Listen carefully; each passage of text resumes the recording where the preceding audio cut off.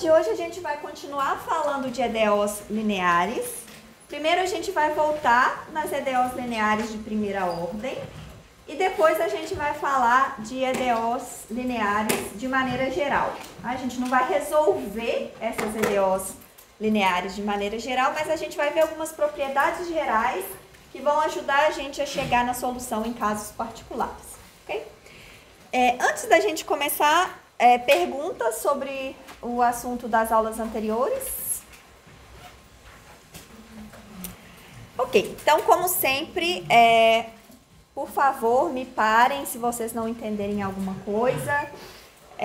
Principalmente o pessoal que está lá no fundo, se não estiver enxergando direito, a letra estiver muito pequena, por favor, me avisem que eu melhoro. Oi, pode falar. Uma pergunta sobre as aulas anteriores, na verdade. Quando você definiu, por exemplo, nas EDOs de primeira ordem separáveis, que y' é igual a f de x sobre g de y, esse y' ele tem que estar necessariamente explícito, né? Tipo, ele não pode estar numa função única. Não, porque aquela maneira como a gente aprendeu a resolver depende do fato de que o y' está explícito, de que a EDO é explícita. Então, se o y' não está explícito, aí a gente vai ter que... Oi, deu certo? Deu certo? Deu. Desculpa, gente. Depois vamos te dar uma sugestão, tá? Tá. Legal. Tá Desculpa, bom. gente. Qualquer coisa, depois na hora que acabar aqui, eu passo lá. Não, tranquilo. Beleza. Obrigada, Cê. O que eu estava falando mesmo? Se o y' não tiver explícito, aí não tem um método que vai funcionar sempre. Aí a gente teria que olhar para a equação e ver se a gente consegue fazer alguma coisa. Mas, em geral, equações que não têm o y' explícito são muito, muito difíceis de resolver. Eu não consigo pensar em nenhum exemplo onde o y' não está explícito que eu consiga resolver a EDO. Então, o primeiro passo é sempre tentar deixar a derivada de ordem mais alta isolada, tá? Fazer a EDO explícita. Como é que é seu nome? Angelina. Mais alguma pergunta, pessoal? Bom, então vocês vão ver que a gente sempre vai começar com as EDOs explícitas, tá? Então a gente deu aquela nomenclatura, aquela diferença, mas dificilmente a gente vai lidar com uma EDO que não seja explícita, ok? Ok.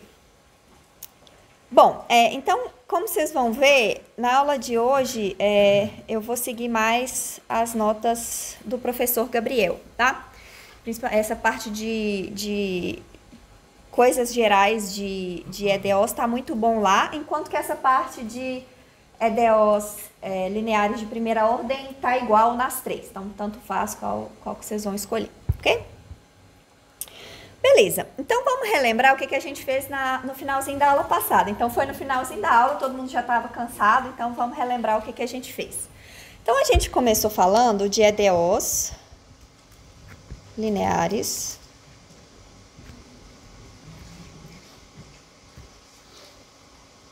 de primeira ordem, que podem ser escritas dessa forma aqui, y' mais p de xy igual a q de x, tá? Então, a gente tem um método para resolver esse tipo de equação aqui. A gente sempre pode chegar na solução, a menos de resolver umas integrais, e a gente sabe que integral nem sempre é fácil de resolver, nem sempre a gente consegue resolver, mas, a princípio, se a gente conseguir fazer a integral, a EDO fica resolvida. Ok, então a gente começou dividindo em dois casos. A EDO homogênea é aquela em que q de x é zero. E quando q de x é diferente de zero, a gente tem uma EDO não homogênea.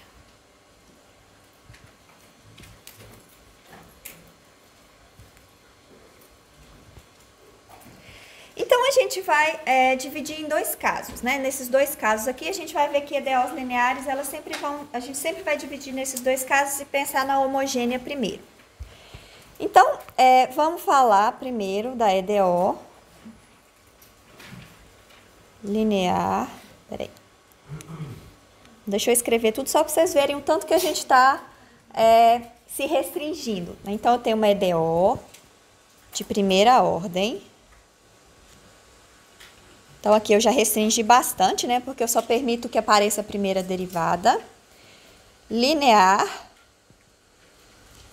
homogênea. Super, super restrito. Tá? Então, essa EDO é uma EDO da forma y'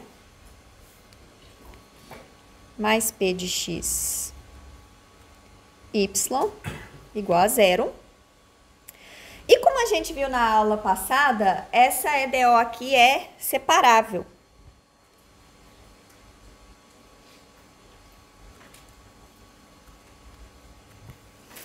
Então, se ela é separável, é um caso especial em que a gente sabe resolver a EDO. Então, a gente divide usando o truque sujo, né, de sempre, dy dx é igual a menos p de x y. A gente separa tudo que tem o y de um lado, tudo que tem o x do outro. Então, eu vou ficar com dy sobre y é igual a menos p de x dx. E aí, o método de resolver essa EDO aqui é integrar dos dois lados, né? Então, eu integro aqui.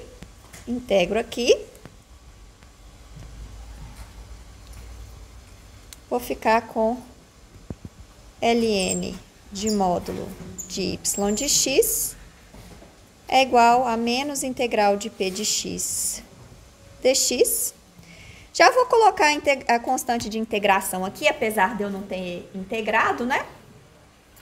E como a gente fez na aula passada, eu posso aplicar a exponencial dos dois lados e eu vou ficar com y de x é igual a constante exponencial de menos integral de p de x dx. Tá? Lembrando aqui aquela coisa das constantes, né? Essa constante aqui não é igual a essa, é exponencial dessa, com mais e menos aí por causa do módulo que a gente fez na aula passada, tá? Tô fazendo meio rápido aqui, tá? Porque a gente já fez isso na aula passada, então é só para relembrar. Então, essa aqui é a solução geral da EDO de primeira ordem, linear, homogênea. Tá claro para todo mundo? Algum passo aqui que vocês querem que refaça? Ok. Então, essa constante C é a constante arbitrária que a gente tem na solução geral. Lembrando que a solução geral é um conjunto de soluções. E eu vou encontrar essa constante C quando eu tiver a condição inicial. Então, dada uma condição inicial, eu consigo determinar unicamente. Oi? Como que você tirou o módulo do y? Esse é um truque sujo que a gente usa com alguma frequência quando faz EDO separáveis, tá? Então, deixa eu fazer mais devagar aqui, que aí vai ficar claro. Bom, então primeiro eu vou tirar a exponencial dos dois lados, né? Então, vou ficar com o módulo de y de x é igual ao exponencial de menos integral de p de x dx, mais constante. A constante lá dentro da exponencial, né? Tá claro? E aí, agora posso separar isso aqui como sendo exponencial de constante, exponencial da integral. E aí, essa constante aqui, ó, exponencial de constante é uma outra constante que eu vou chamar de constante também. Então, isso aqui é constante exponencial de menos integral de p de x dx. Só que observe o seguinte, essa constante aqui, ela é positiva, né? Na verdade, ela é sempre maior que zero, né? Porque ela é exponencial de uma coisa qualquer. Então, ela é sempre positiva, obviamente, porque aqui é um módulo sempre positivo. Então, agora, o y de x, eu sei que ele é mais ou menos essa constante exponencial de menos integral de p de x dx. Tá claro? Só que mais ou menos uma constante é outra constante, mas que agora pode ser uma constante negativa, tá? Então, isso aqui é constante exponencial de menos integral de p de x dx, em que essa constante é real, qualquer, tá? Então, eu tiro o módulo do y, permitindo que a constante que aparece na frente seja negativa também. Então, muito cuidado quando vocês forem olhar essas notas aí, né? Não use isso aqui para estudar, pelo amor de Deus. Isso aqui não serve para estudar. Estudem pelas referências bibliográficas, onde as pessoas se preocuparam, foram cuidadosas em fazer vocês entenderem. Isso aqui pode ajudar na hora de vocês reverem a aula, né? Porque aí vocês veem mais ou menos o que foi dado, mas não use isso aqui para estudar, vocês vão entender nada. Então, presta atenção que toda vez que eu manipulo uma constante, ela vira outra constante, eu dou o mesmo nome para não ter que ficar usando milhões de letras e avacalhando aqui, tá? Mas tá claro agora? Perguntas?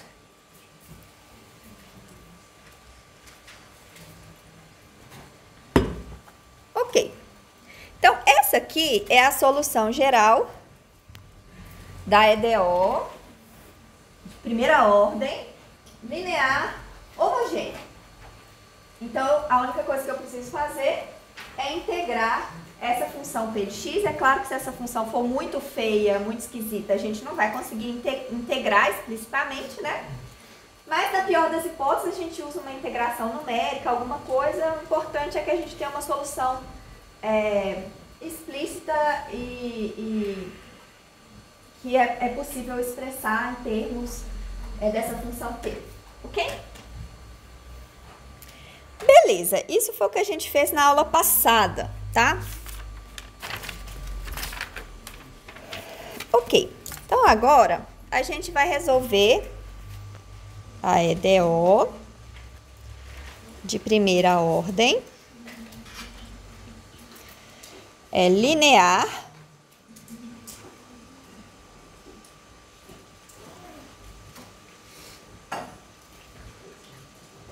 não homogênea. Então, agora a gente vai permitir que aquele Q de x seja diferente de zero, né? Então, eu tenho y' mais p de xy igual a q de x, tá? Dependendo do q de x, pode ser que essa coisa aqui caia dentro de alguma das outras classes que a gente já viu. Sei lá, pode ser que seja separável, pode ser que eu consiga colocar em evidência o y, pode ser que seja exata, tá? Então, se ela cair dentro de uma dessas outras classes, pode ser que seja mais fácil usar o método das outras classes, principalmente se for separável, do que usar o método que a gente vai ver aqui agora, tá? Mas, em geral, essa coisa aqui não vai ser separável, não vai ser exata. Independentemente disso, a gente consegue derivar uma outra maneira de resolver que não depende das que a gente viu anteriormente. Então, esse tipo de equação aqui também tem uma receitinha de bolo, tem um algoritmo que ajuda a gente a resolver e a gente vai ver isso agora, tá? Ok. O pessoal que está aí atrás está enxergando bem? Beleza. Bom, então, para resolver essa equação,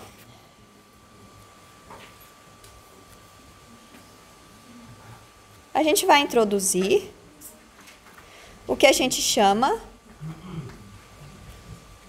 de fator integrante, que é uma função auxiliar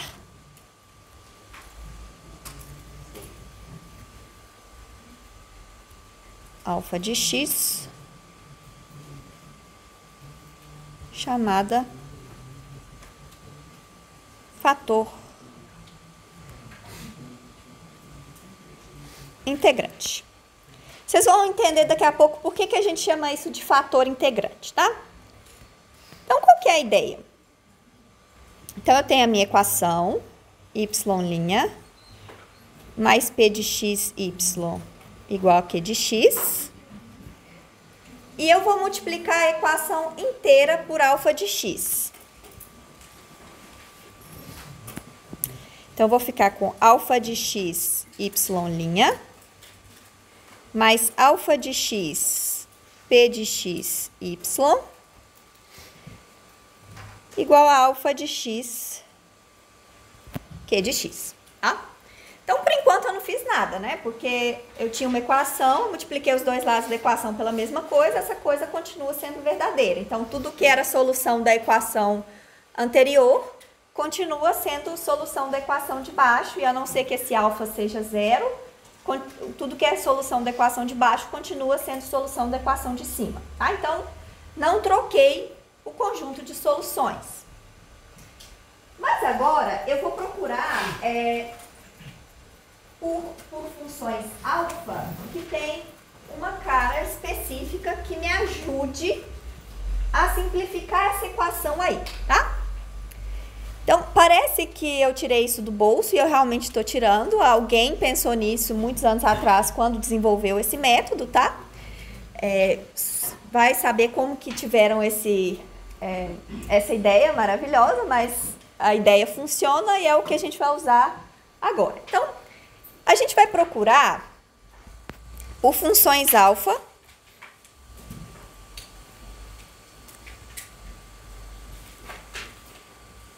que tem um formato especial que faz o seguinte: eu quero que esse alfa de x, y' mais alfa de x, p de x, y, seja igual à derivada de alfa de x vezes y, tá? Isso vai ser verdade para qualquer função alfa? Claro que não, obviamente não. Então, eu estou procurando uma função alfa especial que faça com que essa última equação aqui seja verdadeira, tá? Então, agora a gente vai esquecer um pouquinho a equação original, depois a gente volta nela e vamos procurar quem é a função alfa que faz isso aqui ser verdade, ok?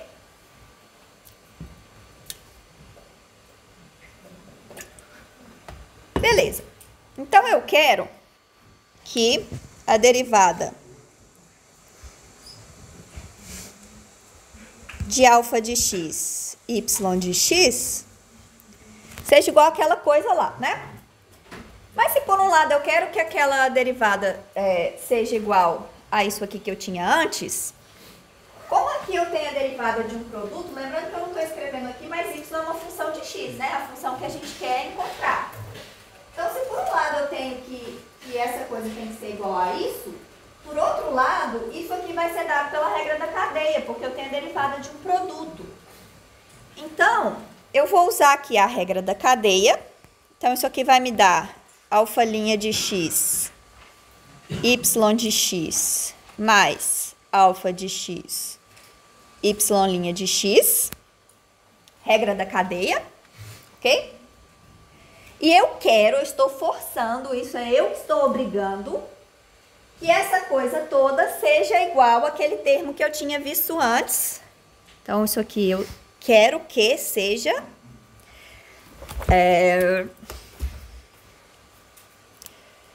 alfa de x, y' de x,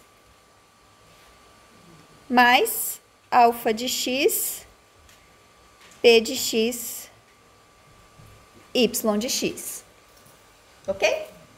Então, primeira linha veio da regra da cadeia, segunda linha vem do método, né? Eu quero que a função alfa, estou obrigando a função alfa a ter essa propriedade, ok? E agora eu vou comparar essas duas coisas, a linha de cima com a linha de baixo.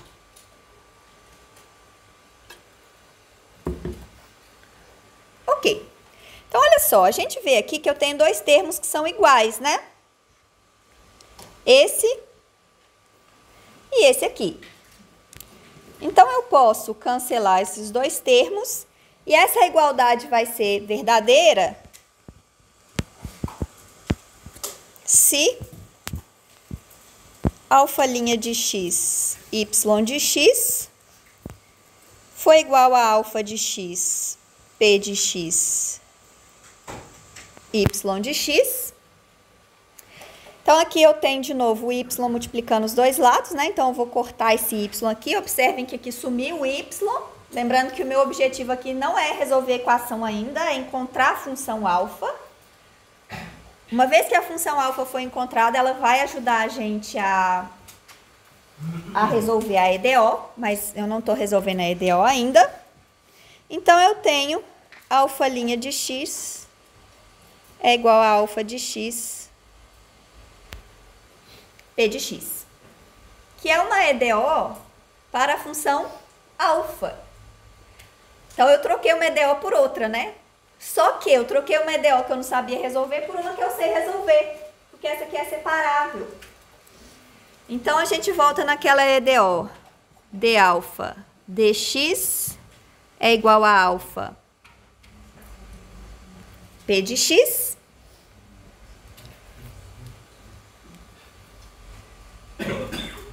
que eu posso reescrever como d alfa sobre alfa igual a P de x dx. Perguntas até aqui?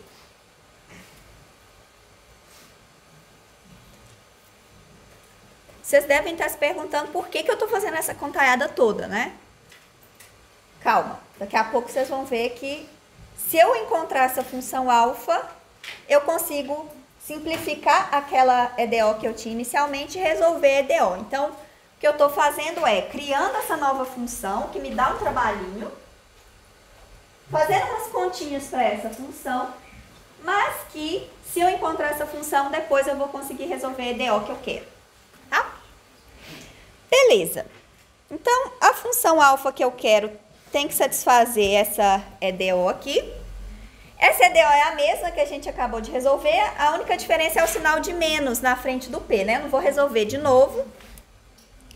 A solução é alfa de x exponencial de integral de P de x dx. Não vou colocar a constante. Oi? Só para confirmar, aquela de alfa é uma EDO homogênea? Ou não? É uma EDO homogênea. A única diferença entre essa EDO e a EDO original é o sinal de menos, mas ela também é separável, né? Tá na mesma, né?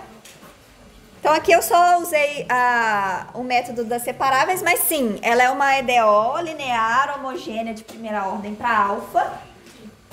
Só que ao invés de ser P de x, é menos P de x, né? Eu poderia escrever aqui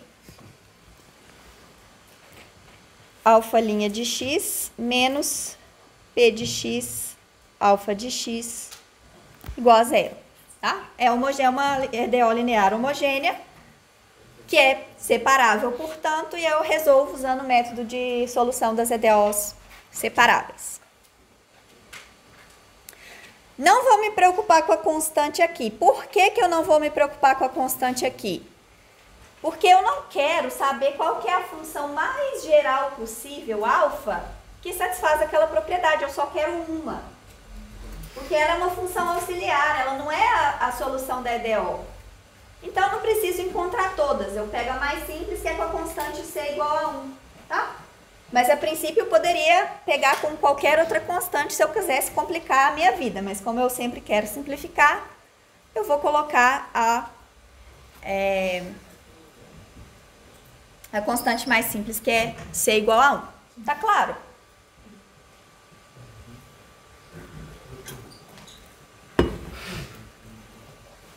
Beleza. Então, eu encontrei o fator integrante. Então, encontramos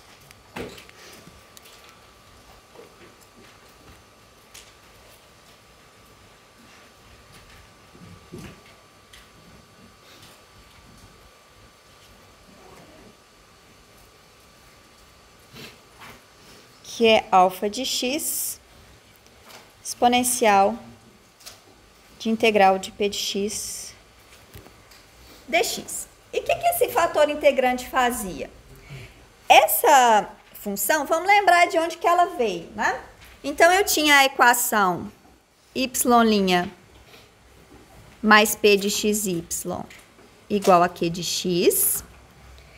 E aí eu tinha inventado, tirado da cartola, essa função alfa, para que ela satisfizesse uma propriedade interessante. Então, eu multipliquei a equação toda por alfa, e eu escolhi alfa para que esse lado aqui da equação fosse igual à derivada em relação a x de alfa de x,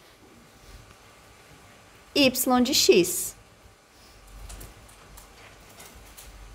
Foi dessa condição aqui, dessa imposição, isso é uma imposição que eu estou fazendo sobre a função alfa. Foi dessa imposição aqui que eu cheguei nesse formato, né? Foi abrindo essa condição aqui que eu cheguei nessa condição para alfa. Então, se alfa tem esse formato, eu sei que isso aqui é verdade, que existe essa relação entre alfa, y e q. Lembrando que o alfa vai depender do P. Então, as coisas que aparecem na EDO original, P e o Q, vão interferir na função alfa e, obviamente, na solução da equação que a gente vai ver agora. Tá? Perguntas até aqui? Ok, então, observem agora o que a gente ganhou com isso. Então, agora eu sei quem é a função alfa. E eu sei que essa função alfa transforma a EDO nessa coisa aqui. Só que essa coisa aqui é uma derivada direta. E a gente sabe desfazer derivada, né? Como é que a gente desfaz derivada? Integrando. Então, se eu integrar dos dois lados, eu vou sumir com a derivada da brincadeira. Então, observem que integral aparece aqui o tempo todo, né? Dependendo do formato dessas funções P e Q, a gente tem vontade de chorar na hora de fazer essas integrais. Né? Então, o método é simples, mas a hora que a gente vai pôr a mão na massa para fazer os exercícios, nem sempre é trivial, porque a gente está fazendo integrais o tempo todo. Então, aqui a gente já vai fazer duas. A gente fez a do P e agora a gente vai fazer a integral de alfa vezes Q, que já é uma exponencial, com uma integral dentro, a gente integra de novo. Então, é facinho essas coisas darem integrais que são difíceis de fazer, tá? Então, eu já sugiro que todos vocês voltem lá no livro de cálculo 1 e dá uma relembradinha nos métodos de integração, porque a gente vai usar com muita frequência. Ok, então eu sei que a derivada em relação a x de alfa de x, y de x, é igual a alfa de x, q de x. Então, se eu integro dos dois lados... Ops, deixa eu escrever aqui. Então, integrando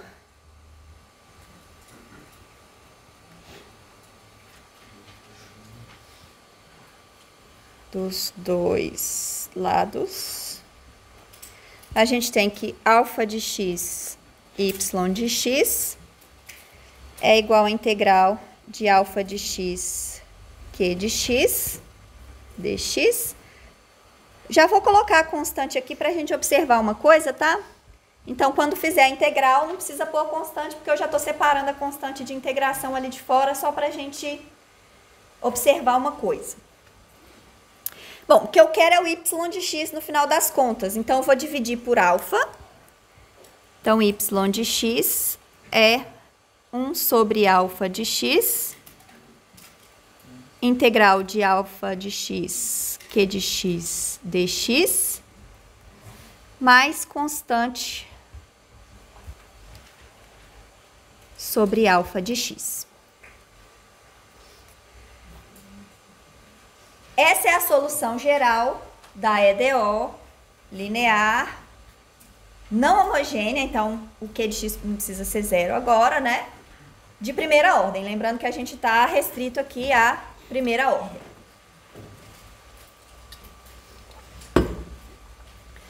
Pronto.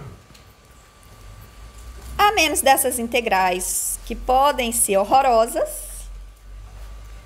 a gente tem a solução geral dessa EDO aqui, com a constante arbitrária C, que vai ser determinada pelas condições iniciais. Tá? Então, se eu tiver a condição inicial, eu substituo aqui e encontro quem é C. Lembrando que alfa de x, não vou escrever aqui dentro porque ficou horroroso, é exponencial de integral de p de x dx. Ok? E aí, se o Q for zero, se a equação é homogênea, essa coisa aqui vai morrer, vai ficar só isso aqui, que é a solução da equação não homogênea. Tá? Vamos lembrar aqui quem quer ser sobre alfa de x. Então, se Q de x é zero, y de x é c sobre alfa de x, que é c sobre exponencial de integral de p de x dx. Exponencial no denominador é a mesma coisa que exponencial no numerador com sinal de menos no expoente, né? Então, isso aqui é c exponencial de menos integral de p de x dx, que é a solução da homogênea que a gente já tinha encontrado. Então, obviamente, as duas coisas têm que coincidir, né? Se eu jogo o Q igual a zero, eu tenho que recuperar o que eu já tinha antes.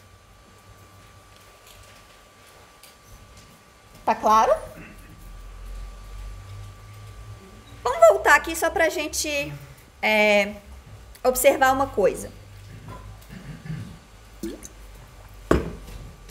Que a gente vai falar de coisas gerais de EDOs, de EDOs lineares, não necessariamente de primeira ordem. E essas coisas que a gente vai ver já estão escritas aqui. Então, antes de falar do caso geral, eu quero observar aqui, depois a gente volta aqui para observar de novo o que a gente vai derivar. Então, observem que essa função aqui é uma função única. Lembrem que a solução geral é um conjunto de soluções. Mas a variação aqui, onde a gente pode ter várias funções, aparece nesse pedaço, que é aqui que está constante. Essa função aqui é uma função única.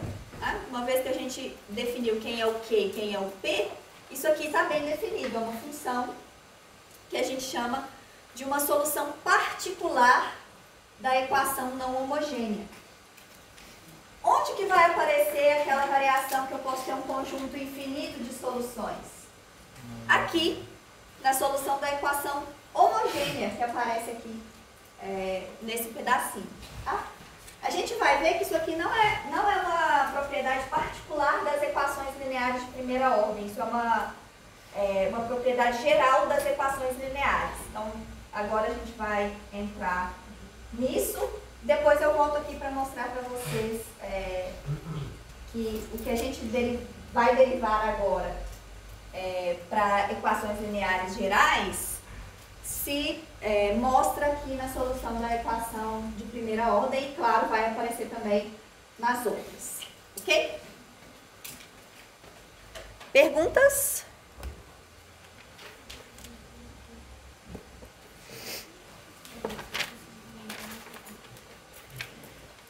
Ok.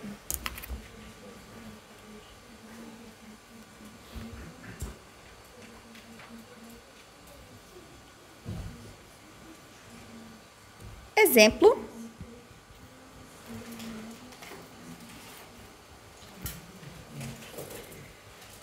Vamos resolver uma EDO aqui, que provavelmente vocês já se depararam em algum momento.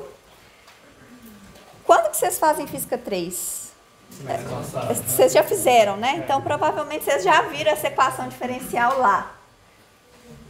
Porque é muito legal, a gente faz Física 1, que precisa de cálculo 1, ao mesmo tempo que a gente faz cálculo 1, é uma beleza.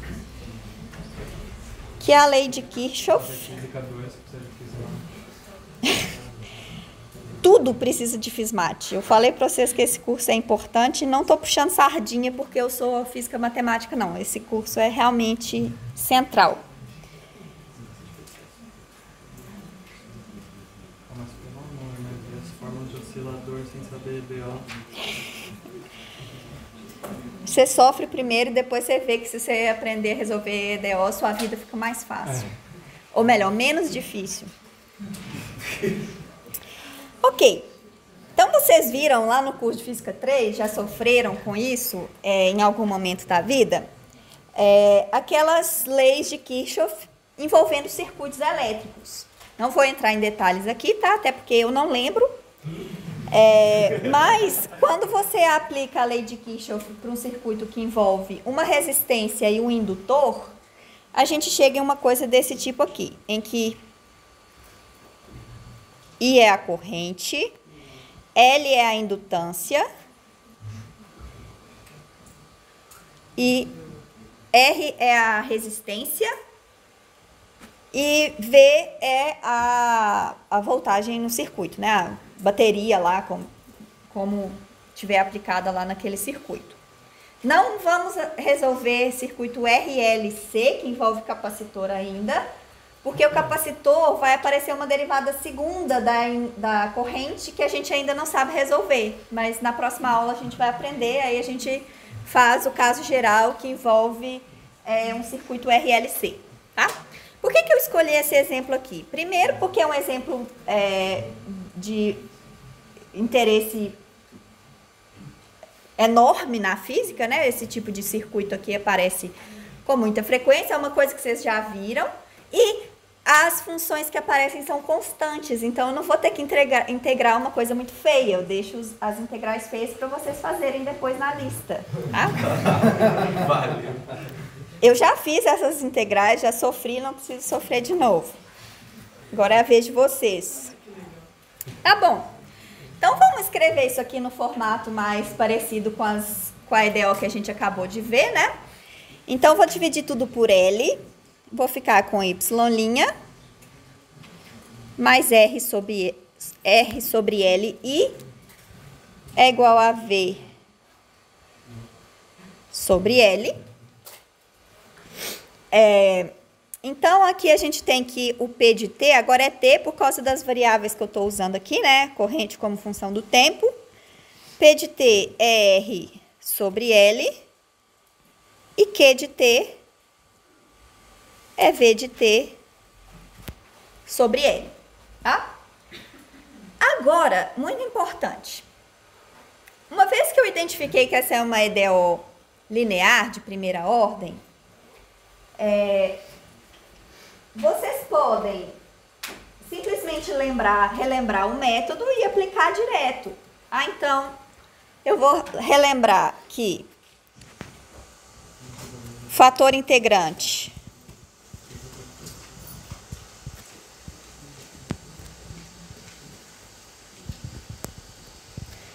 é alfa aqui de T, né? Exponencial de integral de P de T dt, que é a mesma coisa que exponencial de integral. O P era R sobre L dt. Olha, constante, que bonitinho. É exponencial de RT sobre L. Esse é o alfa. E a solução y de t era 1 sobre alfa de t, integral de alfa de t, q de t, dt, mais c sobre alfa de t, em que essa constante c não é capacitor não, tá? É a constante c de integração na hora de resolver DL. Oi. Por que não pode jogar esse alfa de t direto dentro da integral para cortar ali? Pode, nesse caso, que é constante. Se a função alfa de t não é constante, eu não posso jogar o alfa de t para dentro da integral. Nesse caso vai cortar, mas em geral não, tá? Eu só lembro disso aqui porque eu acabei de falar isso aqui para vocês. Eu nunca lembro essas soluções. Então, a maneira como eu acho mais fácil lembrar isso aqui, toda vez que eu tenho que resolver, eu volto lá no início, derivo, faço aquelas contas tudo de novo, porque eu nunca lembro a solução assim de cara, igual eu escrevi aqui, tá? E aí vai de cada um. Se você acha mais fácil simplesmente lembrar que a solução é essa, pode fazer assim. Se você gosta igual eu não tenho memória para lembrar isso aqui, mas eu lembro o método. Então eu derivo o método todo de novo toda vez. Você já tem formulário? Hã? Formulário? Não.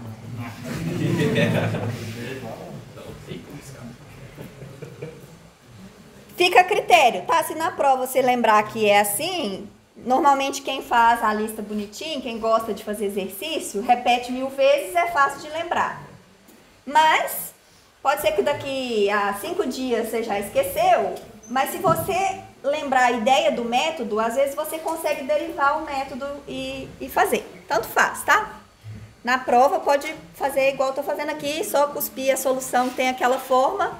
Só precisa lembrar quem é alfa, quem são os elementos que aparecem ali, e fica a gosto de cada um. Beleza. Então agora eu tenho que substituir quem é alfa, quem é Q aqui nessa coisa e fazer a integral que restou, né? Então o alfa é exponencial de RT sobre L.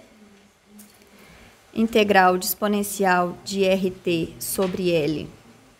O Q era V de T sobre L, né?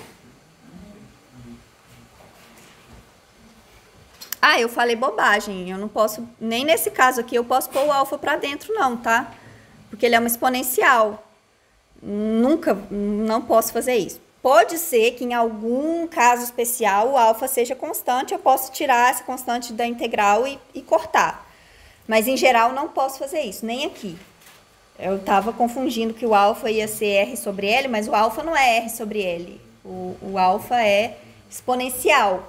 E como isso aqui é uma função de t, eu não posso tirar isso da integral ou nem colocar isso aqui para dentro da integral. Não é a mesma coisa. Tá claro? Então, eu falei bobagem antes.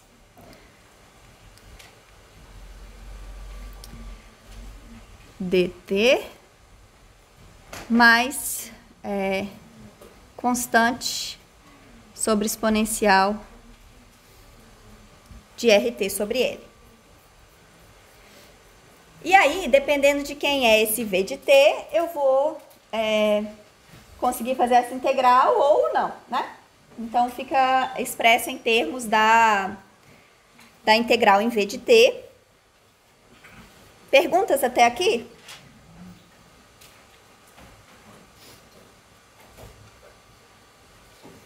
Bom, então vamos fazer um caso particular que eu escolhi como sendo um potencial constante, V0, porque eu não quero fazer a integral feia.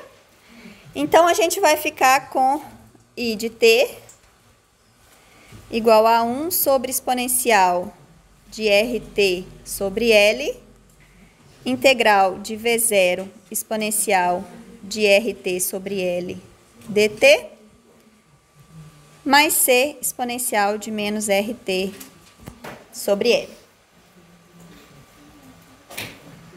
Bom, agora eu posso tirar o V0, né, da integral que é constante.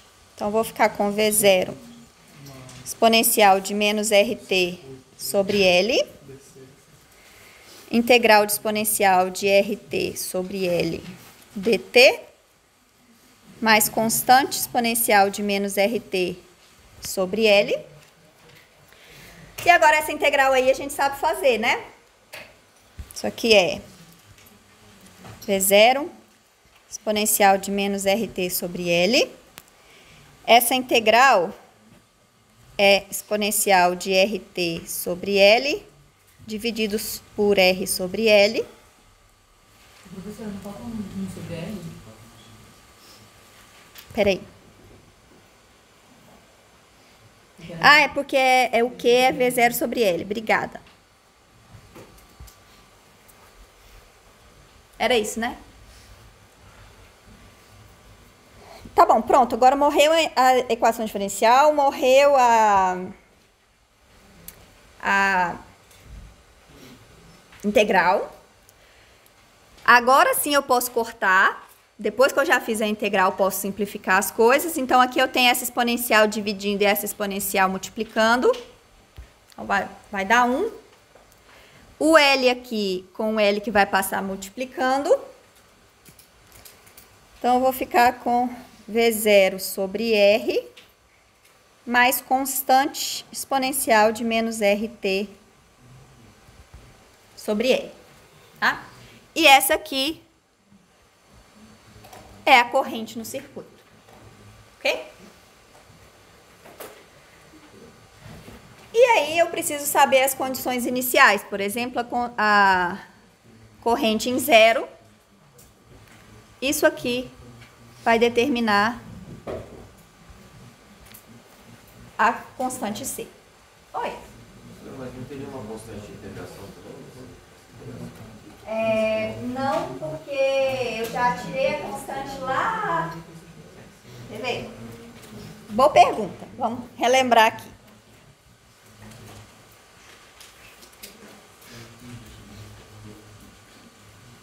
Então, olha só. Vamos relembrar aqui, tá?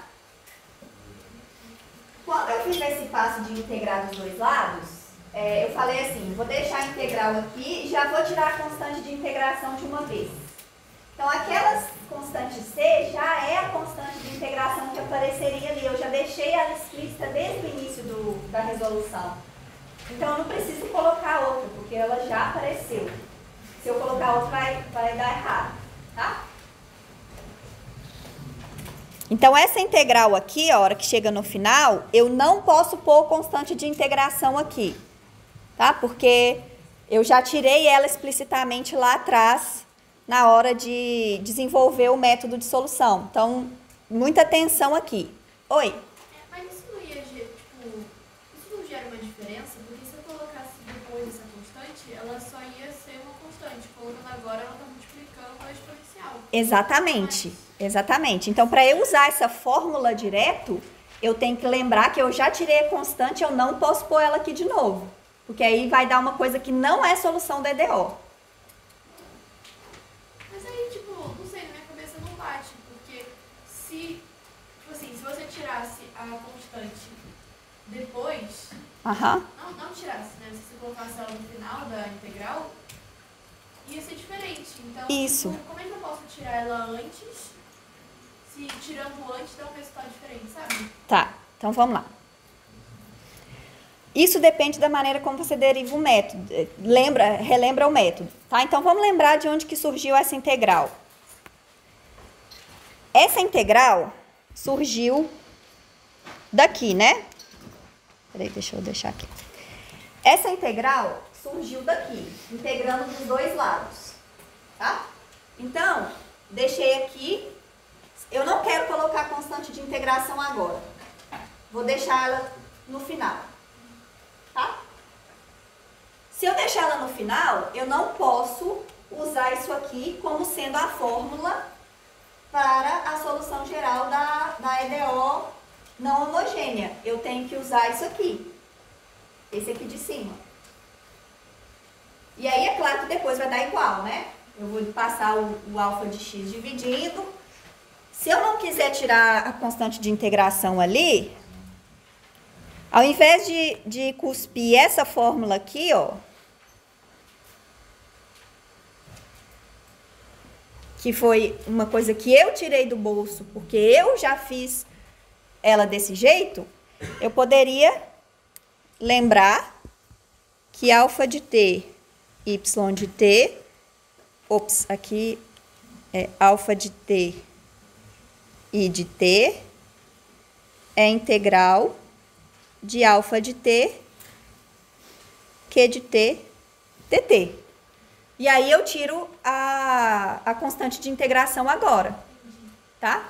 Então, não pode ter diferença, né? Tem que dar a mesma resposta. Mas, se você escolhe tirar a constante de integração antes ou depois, a fórmula que você tem que lembrar para resolver, se você quiser resolver direto, só botando a fórmula que tem que dar a solução, vai ser diferente num caso e no outro. Tá claro? Na verdade, esse último aqui é até mais preciso matematicamente, né? Porque não existe integral sem constante. Mas, por praticidade, a gente pode tirar a constante antes e lembrar a fórmula direto, ou pode lembrar a fórmula sim, que talvez é até mais fácil. Só não pode, se eu fizer assim, esquecer de pôr a constante, porque aí vai ficar faltando um pedaço da solução, né? Que é a constante dividido por alfa de t. E aí, por exemplo, se eu tiver uma condição inicial que eu precise satisfazer, se eu não coloco a constante sobre o alfa, eu não vou ter constante para ajustar na hora de satisfazer a condição inicial, e aí não vai dar certo, tá? Quando a gente integrou os dois lados antes, não era para ter uma constante do outro lado também? Não precisa, porque constante mais constante é constante. Então eu junto todas em uma só. Então você fala aqui, né? Aqui, integrando os dois lados, apareceria uma constante C1 aqui e uma C2 aqui. Aí eu passo a C1 para lá, ficaria C2 menos C1. Que é uma constante menos outra, continua sendo um número que eu chamo de C. Então eu não preciso pôr dos dois lados, porque vai dar na mesma. Achei que poderia dar diferença para resolver esse Não, não. Aqui só ia aparecer um C2 menos C1 sobre alfa de x. Só que C2 é arbitrária, C1 é arbitrária, eu não preciso ficar carregando as duas, tá? Então eu ponho só o C. Tá claro? Mais alguma pergunta, pessoal?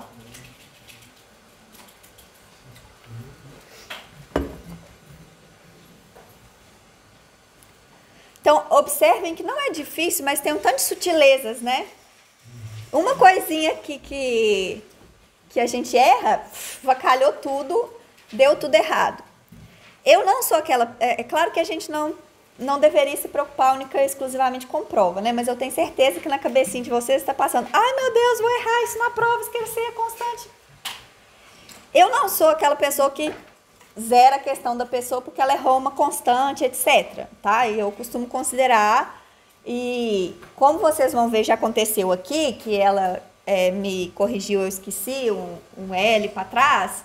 Eu faço isso com muita frequência, erro uma constantezinha, um sinal, isso é normal. E eu não vou tirar a questão inteira de vocês, porque vocês erraram um sinal e esqueceram uma constante, tá? Só que tem horas que às vezes você esquece essa constante e aquilo ferra tudo o resto da questão. Por exemplo, se eu tivesse esquecido esse pedaço aqui, vamos supor que na hora lá de fazer resolver a questão, eu esqueci essa constante, de pôr a constante de integração. Pô, você aplicou o método quase todo certo. Só que se tiver o resto da questão, que depende de você analisar essa solução em uma determinada condição inicial, sem essa constante aqui, você não consegue satisfazer a condição inicial. E aí pode ser que você começou certo, mas dali em diante você não vai conseguir fazer mais nada, né? Então, esse tipo de solução exige que a gente tenha muita atenção, porque não é difícil, mas tem várias sutilezas que se a gente erra, às vezes ferra tudo daí em diante. Então, quando vocês estiverem fazendo exercício, prestem bastante atenção nesses detalhes. Como eu falei para vocês, às vezes a gente pega o negócio e sai fazendo conta desembestado, sem se refletir no que a gente está fazendo. Prestem atenção, porque às vezes isso pode, um errinho bobo pode avacalhar tudo que você vai fazer dali em diante.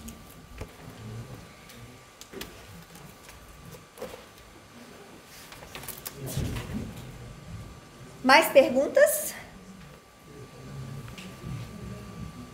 Ok, então a gente já resolveu, né, um circuito RL. Na aula que vem a gente resolve o circuito RLC.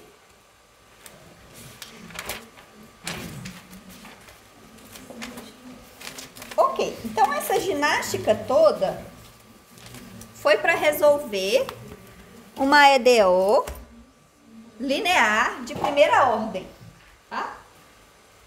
Agora a gente vai falar um pouquinho sobre EDOs lineares de maneira geral. Então a gente não vai mais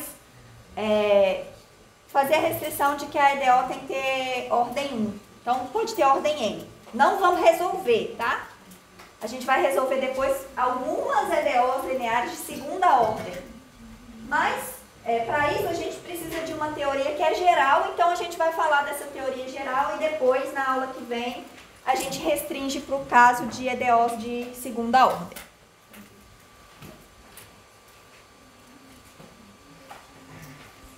Então, EDOs lineares.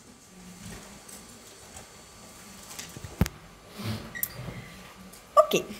Bom, então primeiro vamos entender o que é uma... Oi, pode falar. Professora, o que linear significa nesse contexto? Você vai ver agora. Eu vou explicar. Eu vou contar para vocês qual é o tipo de... O que uma EDO tem que ser para ela ser chamada de linear. E eu vou explicar por que ela chama linear agora. Tá? Então, já vou responder sua pergunta. Então, uma EDO é chamada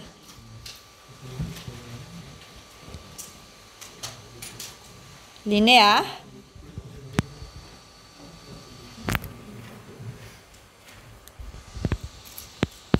se pode ser escrita na forma YN. Então, N é a ordem, tá? Então, ordem N qualquer, por enquanto a gente não vai restringir a ordem. Mais a N menos 1 de X, Y, N menos 1. E assim por diante, até A1 de X, Y', mais A0 de X, Y. Isso é igual a f de x. Tá? Então, eu vou dizer que uma EDO é linear se ela puder ser escrita dessa forma. Então, o que tem de especial aqui nessa EDO? O que tem de especial é que todas as derivadas aparecem, de certa forma, explicitamente aqui, né? Sempre multiplicadas por essas funções que dependem só de x. Tá?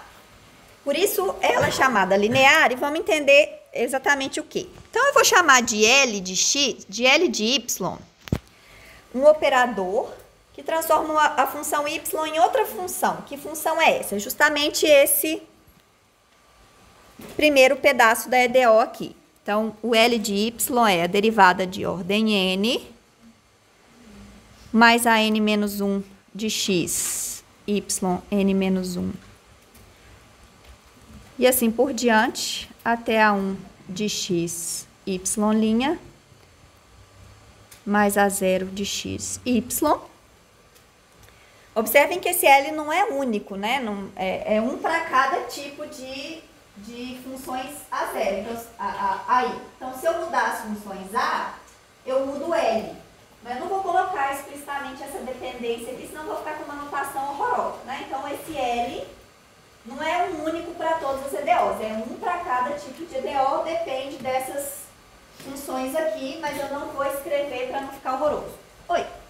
Só por curiosidade, pode ter um AN multiplicando um Y elevado a N?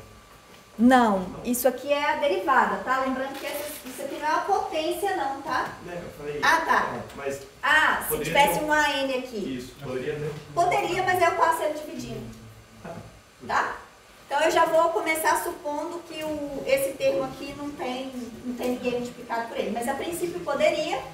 A única diferença é que aí eu passo dividindo. Como vocês vão ver, tanto o método de resolver EDOs de ordem 1 quanto de ordem 2, o algoritmo que a gente vai usar para resolver, né, o método, ele já supõe que a derivada de ordem mais alta está sozinha. Se ela não tiver, igual não estava lá naquele exemplo do circuito RL, eu divido pelo que estiver multiplicando. Não faz diferença, mas para o método faz, porque eu já começo supondo isso. Mas para o que a gente vai ver de agora em diante, não. Qualquer jeito que tiver escrito, dá na mesma.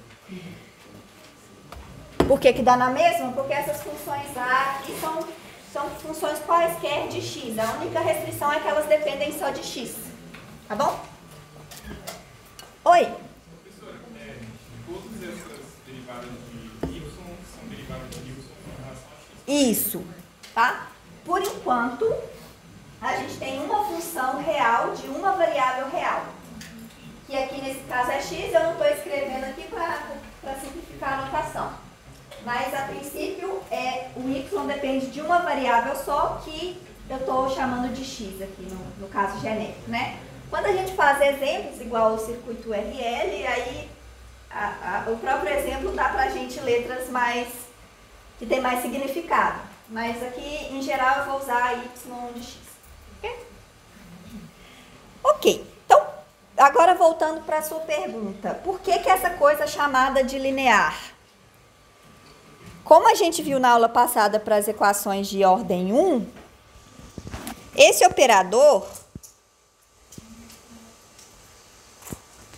L, né, um operador que transforma função em função, ele é um operador linear. Linear lá no sentido de álgebra linear mesmo, lá do... O que vocês fazem aqui? Vocês têm um curso de álgebra linear? Primeiro período, né? O segundo? Terceiro? Segundo? Ah, não importa. Quando eu fiz graduação, era um curso de geometria analítica e álgebra linear, tudo junto. Eu imagino que vocês façam separado, né? Melhor ainda. Ou não. Então, a gente vai usar agora várias nomenclaturas lá do curso de álgebra linear. Então, vocês vão ter um flashback aqui do curso de álgebra linear. Pode ser traumático para alguns, mas a gente vai usar a nomenclatura e não vai fazer, assim, tanta conta envolvendo isso, só um pouquinho. Então, é linear no sentido de álgebra linear mesmo. No sentido de que se y1 e y2 isso.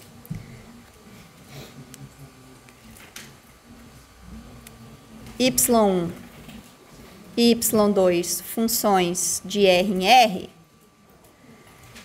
e C1, C2 números reais, constantes reais, se eu calculo L de C1, Y1 mais C2, Y2, isso aqui é C1, L de Y1 mais C2, L de Y2. Isso é a propriedade de um operador ser linear. Se eu faço combinações lineares, né, que é o que a gente está fazendo aqui dentro, soma e multiplicação por constante, esse operador se comporta bem em relação a isso. Eu posso separar a soma e tirar as constantes lá de dentro, tá? Então, vamos provar isso. Então, lembrando que L de Y é derivada de ordem N mais A1 de X. Ops.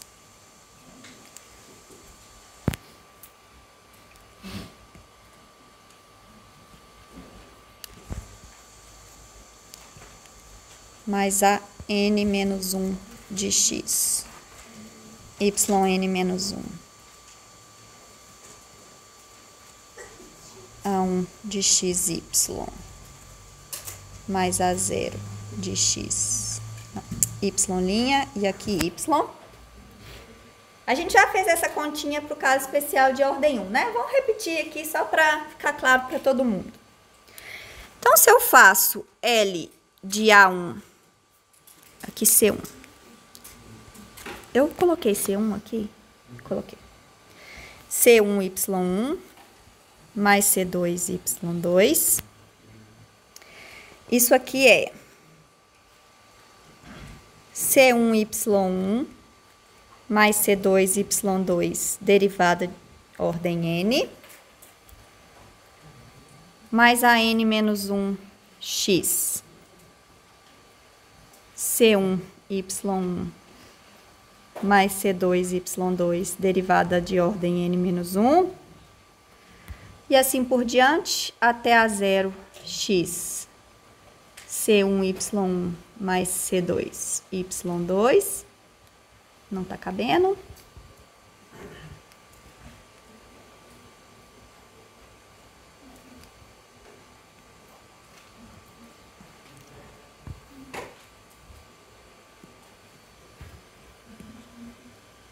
mais A0 de x, C1y1 mais C2y2. Tá claro para todo mundo? Até aqui? Então, assim, a ordem n é um pouco chatinho, mas vocês reverem lá o de ordem 1 é trivial. E agora, a gente vai usar o fato de que as derivadas são lineares, né? Então, no final das contas, aqui é simplesmente a linearidade da derivada e o fato de que as derivadas aparecem todas aqui com grau 1, né? É que vai fazer com que essa coisa seja linear. Então, eu vou separar. Então, isso aqui é C1, y1 derivada de ordem n, mais C2, y2 derivada de ordem n, mais a n menos 1, C1, y1 derivada de ordem n menos 1. Mesma coisa para y2, mais A0, C1, y1, mais C2, y2. E aí agora é só colocar em evidência tudo que tem o y1, tudo que tem o y2. Tá claro para todo mundo até aqui?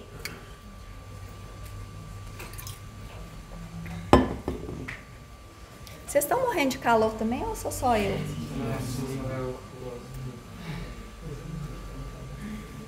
Eu acho que a gente teria que ligar aquilo ali, apesar de que eu tô com medo de morrer respirando esse negócio aí, mas... Vamos ficar morrendo de calor hoje, e aí quinta-feira eu descubro como que eu faço para ligar esses negócios, e aí a gente... tá acabando. Ok, então agora, eu vou ter que mudar de página, então deixa eu explicar aqui o que eu vou fazer. Então eu vou colocar em evidência o C1 aqui, né, que vai estar multiplicando tudo que depende do Y1, e colocar em evidência o C2. Então a gente vai ficar com C1, Y1N, mais a N menos 1, Y, N menos 1, até a 0, Y1, mais C2 e a mesma coisa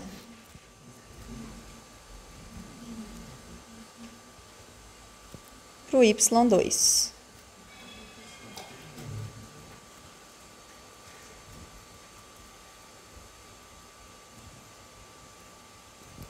E o que está dentro do parênteses é justamente o operador L aplicado a cada uma dessas funções, né? Então, isso aqui é L,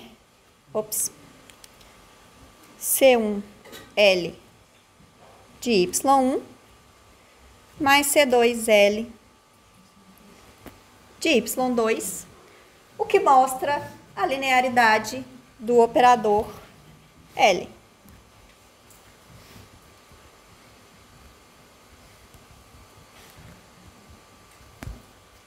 Ok?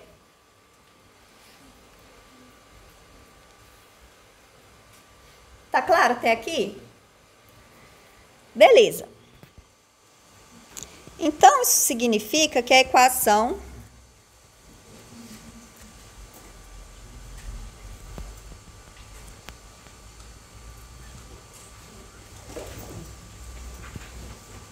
como L de Y igual a F de X, e isso responde à sua pergunta. É justamente por isso que a EDO se chama linear, porque ela pode ser escrita usando esse operador L, que é um operador linear, tá?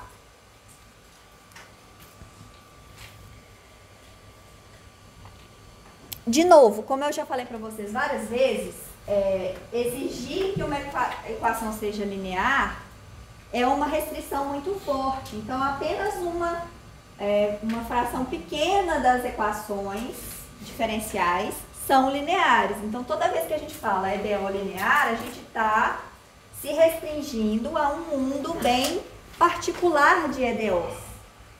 Mas, apesar de ser bem restrito, essas EDOs são muito importantes E para as de primeira ordem a gente já viu, já resolveu, e as de segunda ordem, com mais algumas restrições, a gente consegue resolver, tá? E elas aparecem com muita frequência em física, então é por isso que a gente vai dar atenção especial para elas, ok?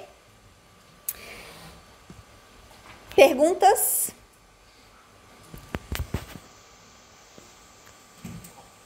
Exemplos.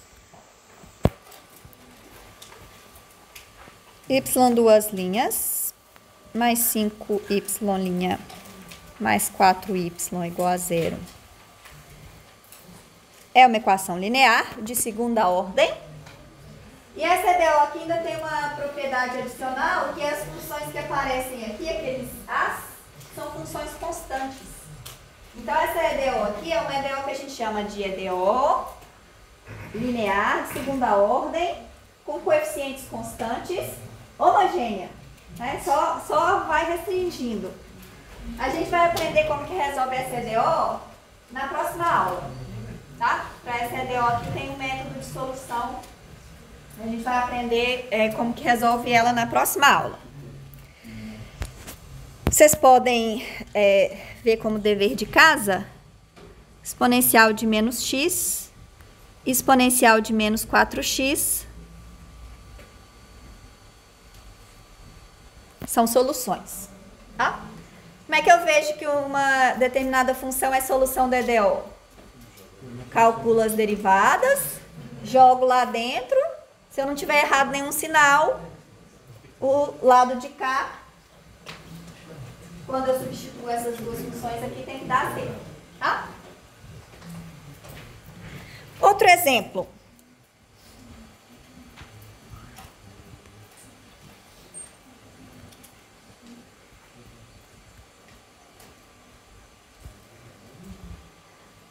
Essa equação aqui não é linear. Então, aqui agora eu estou usando x como a variável dependente, né? E t como a variável dependente, por causa do significado dessa equação aqui em física. Imagino que vocês já tenham visto essa equação aí em algum lugar. Pode ser que vocês não estejam reconhecendo de cara. Mas essa equação aqui é a equação que a gente obtém quando a gente aplica a segunda lei de Newton no pêndulo.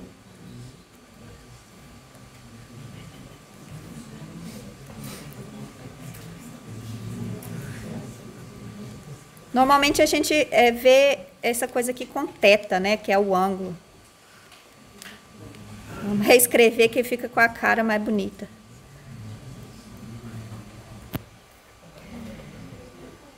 Essa equação aqui é não linear, não dá para resolver, aí o que a gente faz? Finge que a gente está considerando só pequenos deslocamentos, seno de θ igual a θ, e aí ela vira linear. Tá?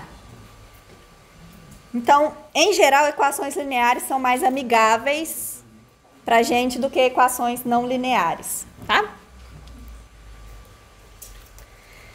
Ok. Então, a nossa EDO geral é essa aqui.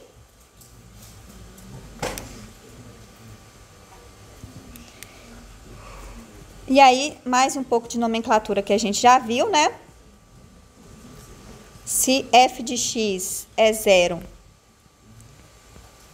a equação é chamada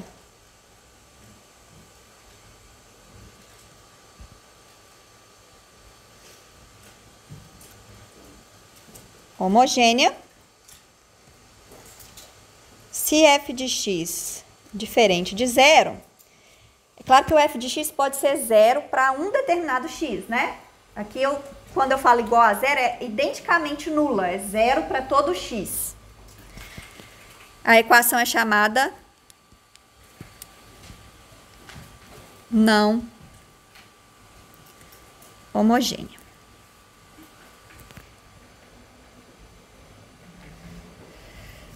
Ok. Então, agora, a gente vai de novo olhar para o caso em que a gente tem uma EDO homogênea. A gente vai primeiro focar na homogênea e depois a gente vê o que a gente faz com a não homogênea, tá? Então, mais uma restrição. EDOs lineares homogêneas. Então, eu tenho EDO L de Y igual a 0. Eu vou chamar essa equação aqui de asterisco. E agora, uma coisa que a gente já viu para as EDOs de primeira ordem desse tipo, mas agora a gente vai generalizar esse resultado, é o que a gente chama de princípio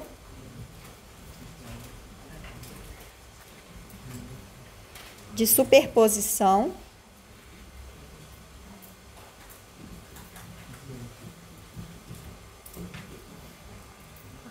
para EDOs lineares homogêneas. De novo, eu vou falar isso na cabeça de vocês 1 milhão de vezes. E ainda assim eu sei que vai ter gente que vai esquecer. Então eu vou falar de novo e de novo. Todas essas coisas que a gente está vendo, métodos de solução, são desenvolvidos para uma classe específica de EDOs. Então, aquele método que a gente viu para resolver equações separáveis só funciona para equações separáveis. Aquele método que a gente desenvolveu para resolver equações exatas só funciona para equações exatas. O que a gente está vendo aqui para equações lineares homogêneas só é verdadeiro para equações lineares homogêneas. Então, não adianta sair aplicando o método aleatoriamente sem antes verificar se aquela equação cai no tipo de equação que é resolvido por aquele método. Então, esse princípio de superposição aqui, que eu vou falar agora, só é válido para EDOs lineares homogêneas, tá? Então, vamos lá. O que esse princípio fala? Fala o seguinte, que se y1 de x e y2 de x são soluções da EDO asterisco, então, essa função aqui, C1 y1 de x mais C2 y2 de x, também é em que C1 e C2 são constantes, tá? Eu imagino que vocês já tenham ouvido falar de princípio de superposição em outro contexto, né? Ligado à física. Por exemplo, o princípio de superposição quando a gente está falando de ótica, de interferência, de ondas. Ou então, para quem já sabe um pouquinho de física quântica, princípio de superposição lá da física quântica. Aqui é exatamente a mesma coisa de lá, só que lá essas funções têm uma alma, né? Elas têm um significado físico, enquanto que aqui é simplesmente matemático.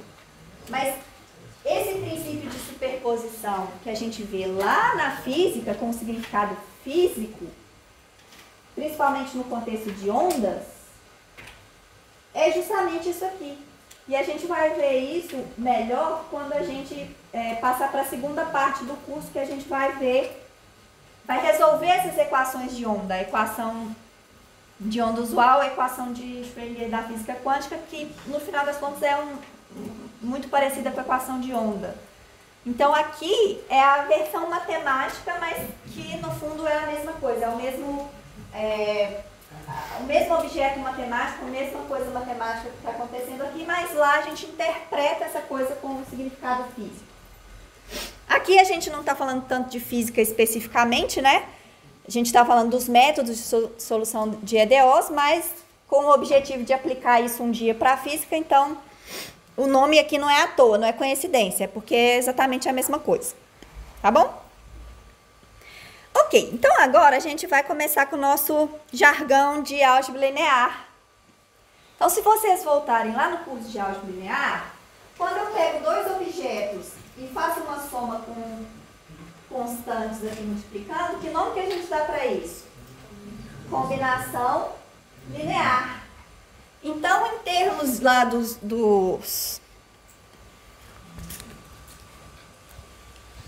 da nomenclatura de álgebra linear, esse princípio de superposição pode ser traduzido na seguinte coisa: combinação linear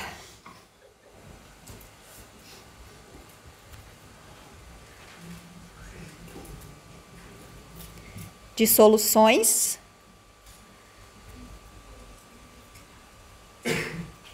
também é a solução. Ok? Beleza. Quando vocês fazem álgebra linear, vocês veem a definição geral de espaço vetorial ou vocês veem só Rn? V geral, né? Ótimo. Que aí eu não preciso explicar tudo. Não que a gente realmente precise disso, mas fica mais legal se pelo menos fizer algum sentido na cabeça de vocês, né? Então, o que a gente prova com isso é que, na verdade, a gente prova, né? Porque para ser espaço vetorial tem uma lista de propriedades que, obviamente, eu não vou provar uma por uma. Quem quiser pode fazer de dever de casa, tá? Mas essas coisas funcionam relativamente bem, vocês podem acreditar em mim. A solução geral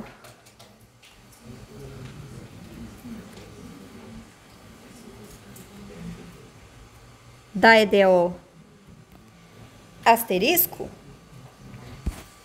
é um espaço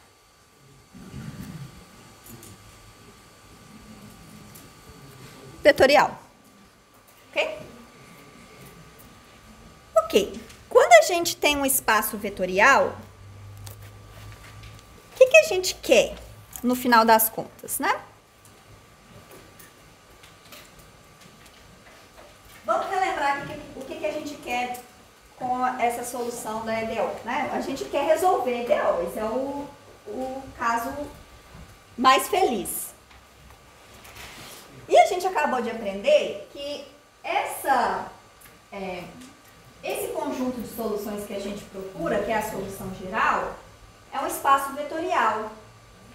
Em um espaço vetorial existe um conjunto ou vários conjuntos especiais de elementos a partir dos quais a gente consegue gerar o espaço vetorial todo. E esses conjuntos a gente chama de bases. Né? O que é uma base para um espaço vetorial? É o conjunto mínimo de elementos que eu preciso para gerar todos os outros do espaço vetorial através de combinações lineares. Então, se eu souber uma base para esse espaço vetorial, eu sei todos os outros elementos do espaço vetorial. Basta eu fazer combinações lineares arbitrárias desses elementos. Então, o que a gente vai procurar aqui? Uma base para esse espaço vetorial, tá? Então, o que a gente quer agora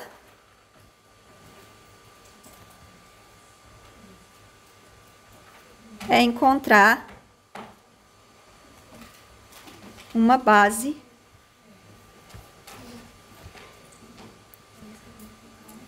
para esse espaço vetorial.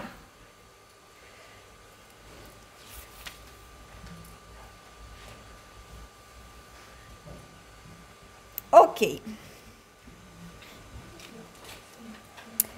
Bom, então, só para caso alguém não tenha feito ou não lembre, o que é uma base, né?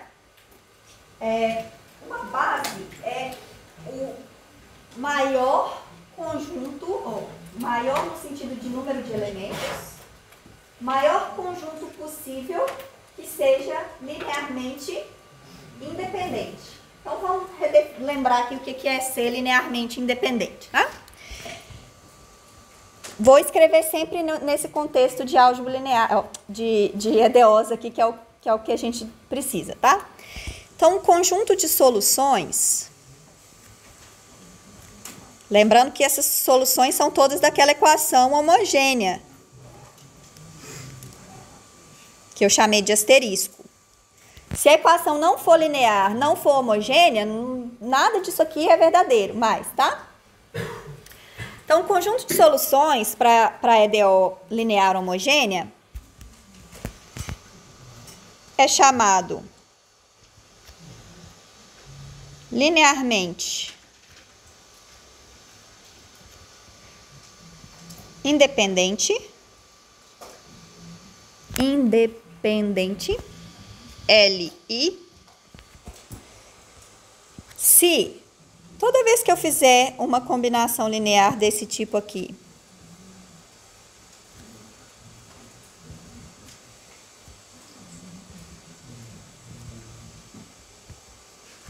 e essa combinação linear for nula, isso aqui necessariamente implica que todas as constantes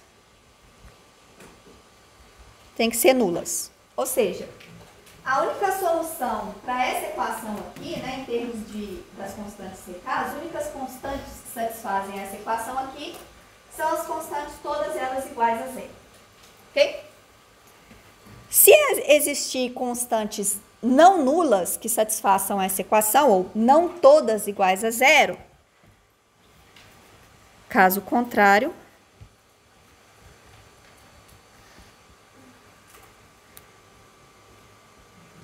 são chamadas linearmente dependentes. LD. Ok. Então, o que eu quero? Dada uma equação linear, eu quero encontrar o maior conjunto possível, maior no sentido de número de elementos mesmo, contar 1, 2, 3, maior número de elementos que seja linearmente independente. Se eu conseguir encontrar esse conjunto, ele automaticamente é uma base para esse espaço vetorial. E se ele for uma base, quer dizer que todos os outros elementos daquele espaço vetorial são combinações lineares desses caras. Então, o nosso objetivo ao resolver uma EDO homogênea, linear homogênea, é justamente encontrar essa base, tá? E é o que a gente vai fazer agora. Bom, então, o que eu preciso verificar aqui? Preciso verificar, que eu tenho um conjunto LI, e depois, segunda coisa, eu preciso verificar que é de fato o maior número possível. E agora, como é que eu vou fazer isso? Eu vou mostrar para vocês agora, não sei se vai dar tempo de fazer hoje, tá? Se não der tempo, a gente continua na aula que vem. Duas coisas.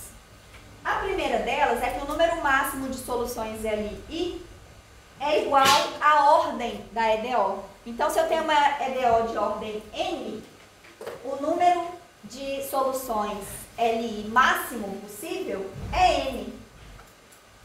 E a segunda coisa que eu vou mostrar para vocês, na verdade vou mostrar antes, essa segunda coisa, é que existe uma forma relativamente fácil da gente verificar se um conjunto de soluções é LI ou LD, calculando um determinante que envolve essas funções.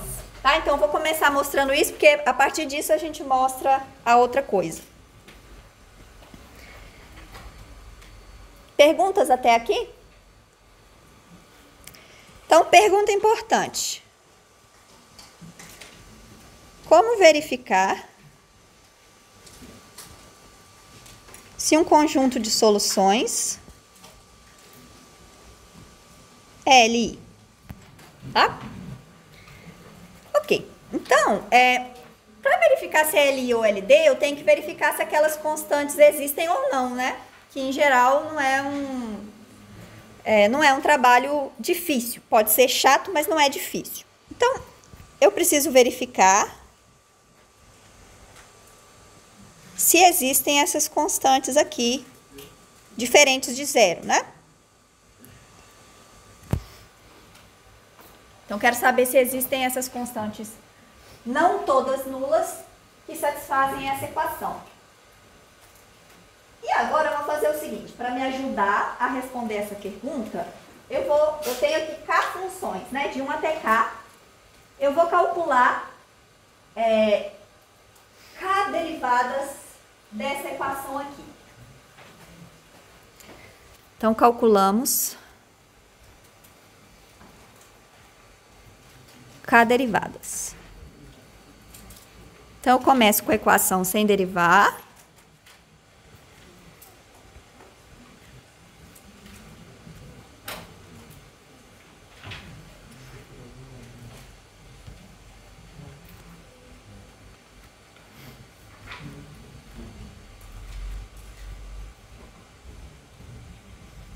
Derivada primeira, derivada segunda, derivada terceira, assim por diante, até a derivada de ordem K.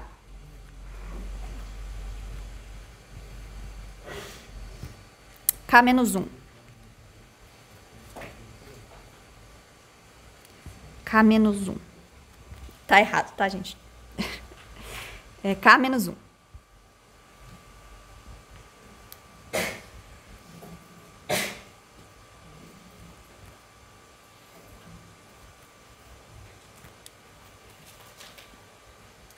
Tá claro o que eu fiz até aqui? Só derivei uma vez, duas vezes, até K menos 1. Lembrando que esse tanto que eu derivo aqui está relacionado com o tanto de funções que eu tenho lá em cima. Então, se eu tenho K funções, eu derivo até K menos 1. Tá?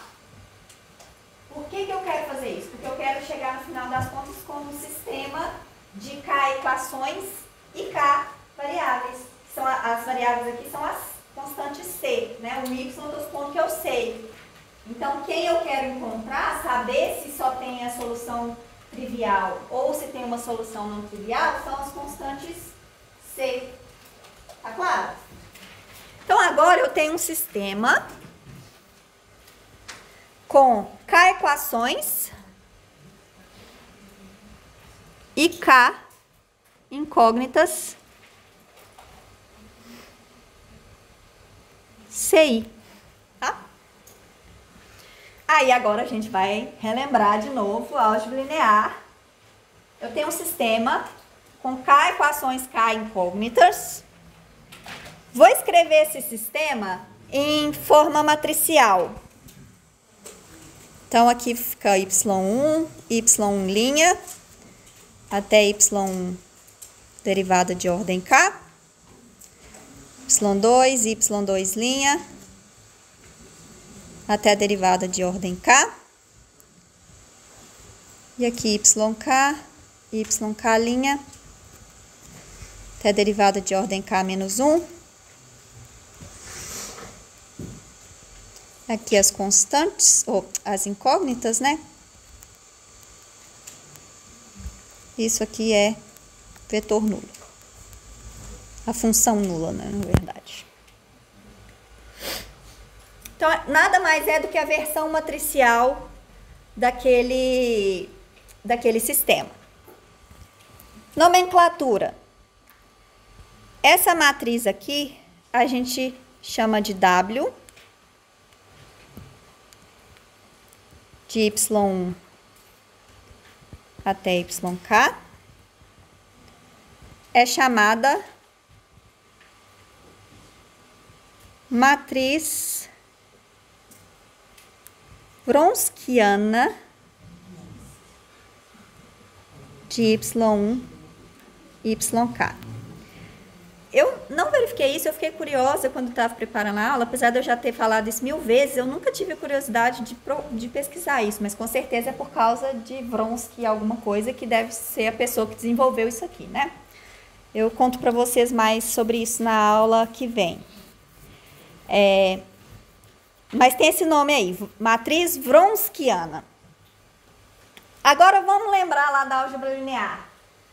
Eu tenho um sistema com K equações, K incógnitas, escrito de forma matricial. Quando eu tenho o mesmo número de equações e o mesmo número de incógnitas, a matriz que resulta é uma matriz quadrada, né? Então, essa matriz aqui tem K linhas e K colunas. Matriz quadrada. sistema linear e uma matriz quadrada correspondente, eu sei se esse sistema tem solução única ou não, olhando para o determinante dessa matriz. Se o determinante da matriz é diferente de zero, eu tenho solução única, só a solução trivial. Se o determinante dessa matriz é igual a zero, no caso de sistemas gerais, pode ter infinitas soluções ou não ter solução, mas esse aqui é um sistema homogêneo, então sempre tem solução, né? Então, eu vou ter infinitas soluções. Então, se o determinante de W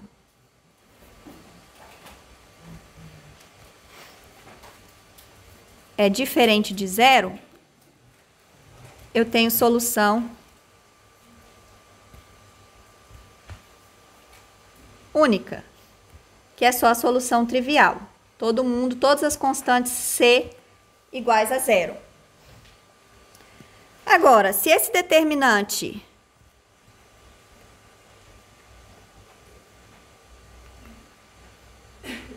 é igual a zero, eu tenho infinitas soluções.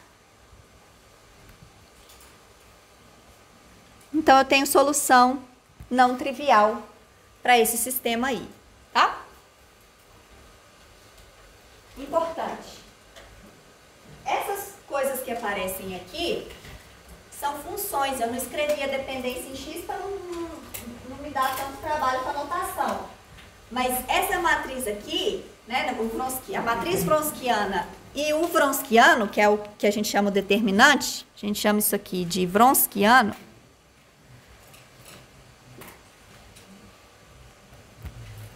eles dependem de X, tá? Eu não escrevi aqui explicitamente, mas isso aqui é uma coisa que depende de X. Tá claro? Então, pode ser que essa coisa seja zero para um valor específico de X, mas não é isso que eu estou olhando. Aqui é identicamente nulo, é zero para todo X, ou é uma função que não é identicamente nula. Ele pode ser zero para um x específico, isso aí não tem problema. Mas se for uma função que não é a função zero, identicamente nula para todo x, então a gente está nesse caso aqui de solução única, tá?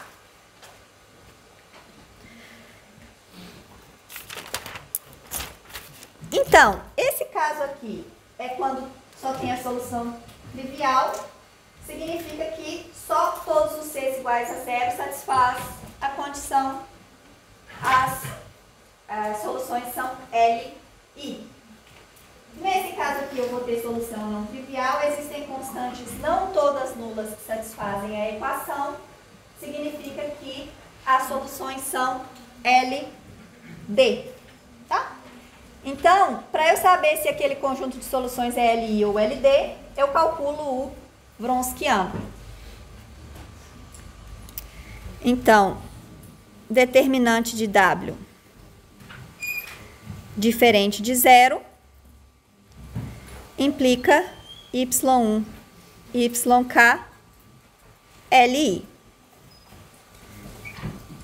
Determinante de W igual a zero implica Y1, YK, LD.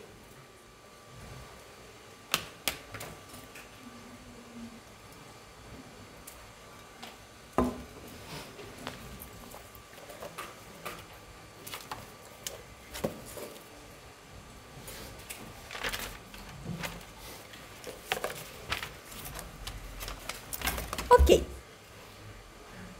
Bom, então faltam 12 minutos, mas eu quero terminar esse resultado para, na aula que vem, já falar de método de solução de equação de segunda ordem. Então, mais um tiquinho de paciência, que a gente já está terminando. E aí a gente não fala tanto mais de álgebra linear na próxima aula, tá? Aí a gente vai usar esses resultados que a gente viu na aula de hoje para encontrar soluções das EDOs de segunda ordem. Ok. Então, agora, resultado central de EDOs lineares diz o seguinte, que a equação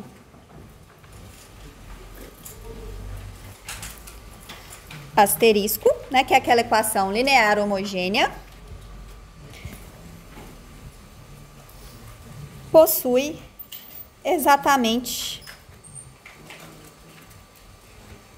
N soluções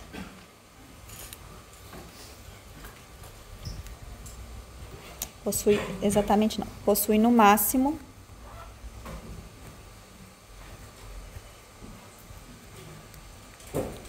N soluções LI.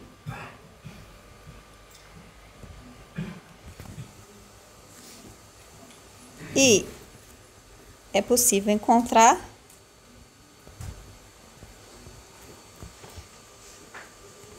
uma base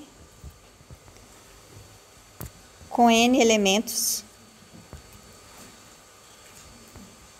Y1 até YN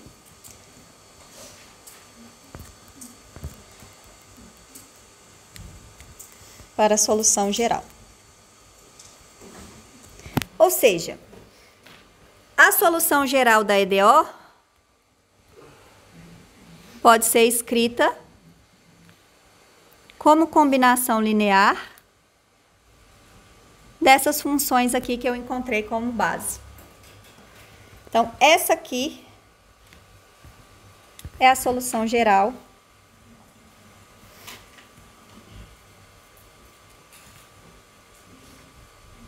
desde que eu tenha encontrado essas N funções LI, tá?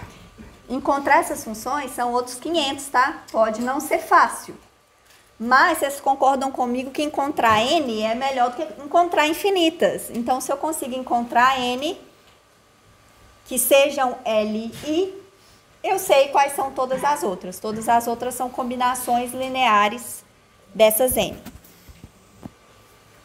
Tá claro o enunciado? Oi, pode falar. Mas sempre vai ser essas N funções? Então. Vai ter no máximo N. No máximo N. Mas então Eu tô roubando. a solução geral pode ser um número menor do que N. Não. Aqui existe uma restrição sobre quem são aquelas funções A, tá? Se aquelas funções A forem relativamente bem comportadas, eu não estou definindo aqui o que é bem comportadas, tá? Mas, por exemplo, se elas são contínuas, com derivadas contínuas, eu sempre consegui encontrar as N. Então, o tipo de equação que a gente vai resolver aqui, que a gente vai assumir que as funções A são comportadinhas, eu sempre consigo encontrar N. Então, eu nunca vou ter menos do que N aqui. Tá bom? E eu vou explicar por quê. Tem a ver com o teorema de existência e unicidade, a prova. Eu não enunciei o teorema de existência e unicidade em geral, tá? Mas vou falar como que a gente vai usar ele. Mais alguma pergunta? Bom, então vamos primeiro provar a primeira parte, que tem no máximo N, e depois eu falo sobre a prova de que existem de fato N, tá? Então, prova. Mais um pouquinho de paciência, a gente está acabando.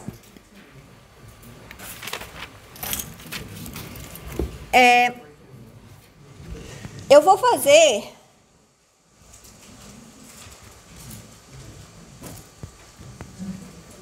para n igual a 2, só para ficar mais claro, porque é exatamente a mesma conta, só que com a matriz maior e com mais termos, tá? Então, vou... Só por questão de facilidade para a gente entender o argumento, vou fixar o caso n igual a 2, mas não é particular do caso n igual a 2, não. Tá? Então, no caso n igual a 2, eu tenho y duas linhas, mais A1 de x, y', mais A0 de xy, igual a 0. Eu quero mostrar para vocês que eu não posso ter 3 soluções LI. Então, vamos supor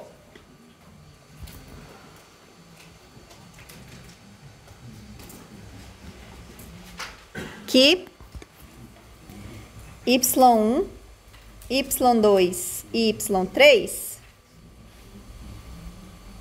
sejam soluções. E vamos calcular o Wronskiano de y1, y2 e y3.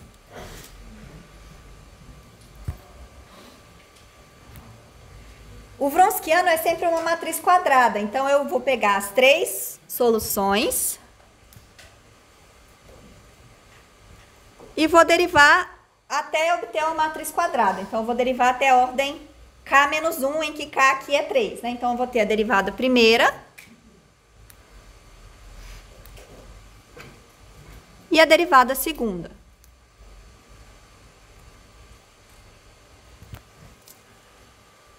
Tá claro? Então, definição do Wronskiano. Professora, Oi?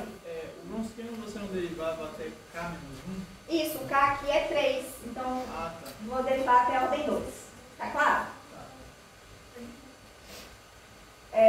Porque eu sempre quero que o Wronskiano seja uma matriz quadrada, porque aí eu calculo o determinante, que é mais fácil, tá? Então, eu sempre pego 3, então eu vou derivar até a ordem 2 para ficar com 3 linhas. 3 colunas, 3 linhas. Se fossem 4, eu derivaria até a ordem 3, tá? Mas aqui não precisa, porque com 3 já mata o problema. Ok, e agora eu vou fazer o seguinte. Como essas equações, como essas funções aqui eu estou supondo que são soluções, eu posso escrever a derivada segunda como função das outras derivadas. Tá? Então, como são soluções, y, duas linhas, é menos a1 de x, y', menos a0 de x, y. Tá claro? Porque eu estou supondo que são soluções. Então, essas funções têm que satisfazer a EDO. E agora eu substituo esse y e duas linhas no Wronskiano. Vou ficar com o Wronskiano de y1, y2, y3 é y1, y1'. Peraí, deixa eu escrever menor porque vai ficar gigante.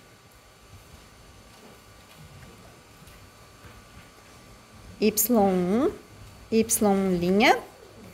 menos a1, y', menos a0, y1. E a mesma coisa para as outras duas. y2, y2', menos a1, y2', menos a0, y1, y2.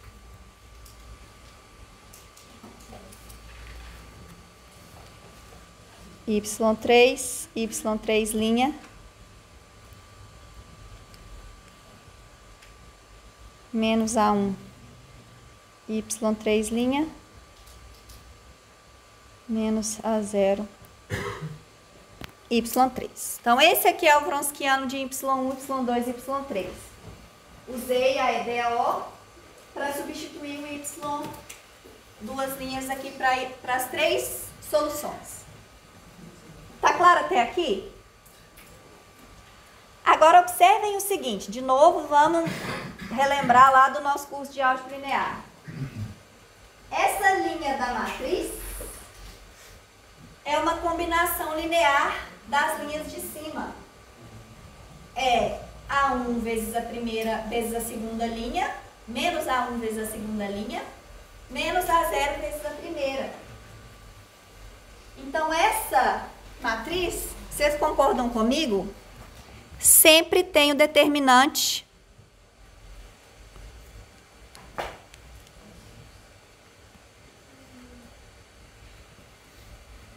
igual a 0. Então, se eu pegar três soluções, obrigatoriamente essas três soluções têm que ser LD. Então, isso aqui implica que y1, y2, y3 são LD, o que prova que para uma equação de ordem 2 eu tenho no máximo duas soluções LI, ok? Eu posso fazer a mesma conta para uma EDO de ordem maior, né? Eu só vou ter aqui mais linhas, aí vou ter no final a derivada de ordem N, que eu uso a EDO para substituir como uma combinação linear das linhas de cima. É exatamente o mesmo argumento, mas fica mais feio da gente fazer a conta. Tá claro? O que eu provei com isso aqui? Uma EDO de ordem 2 pode ter no máximo duas soluções LI. Generalizando essa conta para EDOs de ordem mais alta, a gente prova que a EDO asterisco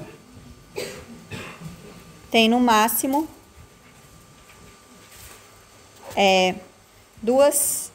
N soluções LI. Perguntas até aqui?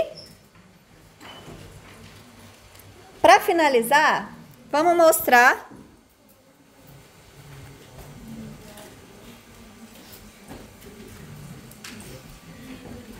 que existem duas soluções LI. Então, eu mostrei que são no máximo duas, mas como ele tinha perguntado, poderia ser que não fosse duas, poderia ser uma só. Mas não, existem duas. Tá? Como que eu vou mostrar que existem duas? Então, eu vou começar com essa EDO aqui, mas eu vou considerar dois problemas de valor inicial. Tá? Lembrando que aqui estou olhando para a equação